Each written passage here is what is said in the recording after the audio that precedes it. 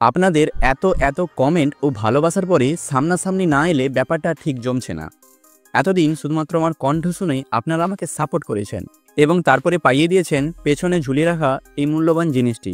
তার জন্য আপনাদের অসংখ্য ধন্যবাদ। যদিও এটি কোনো কিউএনএ ভিডিও নয়, তবুও সেই সব কিছুই আমি বলবো যা আপনাদের মধ্যে বেশিরভাগ লোকেরাই জিজ্ঞেস করেছেন।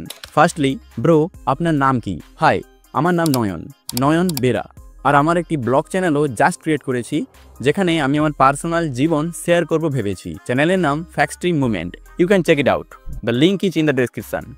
নেক্সট, চ্যানেলের নামটার মানে কি? আপনি কি শুধুমাত্র ফ্রাইডেতে ভিডিও আপলোড করেন?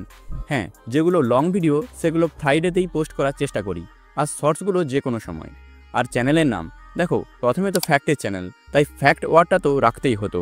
তারপরে স্ট্রিম কথাটা প্রথম মাথায় আসে, বাড়িতে একটা বাইক ছিল হিরো এক্সট্রিম, সেখান থেকেই স্ট্রিম কথাটা পিক করি, যাতে মনে হয় এই চ্যানেলে ফ্যাক্টের স্ট্রিমিং হয়, যেমনটা ক্রিকেট ম্যাচের সময় লাইভ স্ট্রিম হয়। আর তারপরে আসি ফ্রাইডে শব্দতে।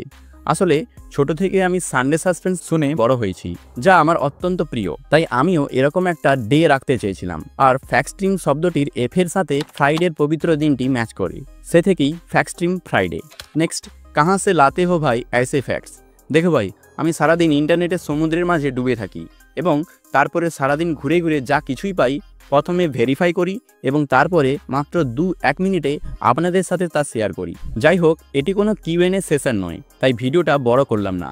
আপনাদের যদি কোনো কিছু প্রশ্ন রয়েছে তাহলে কমেন্টে অবশ্যই জানাবেন। আমি আমার ব্লগ চ্যানেলে অবশ্যই একটা কিউএনএ সেশন নিয়ে আবার হাজির হব।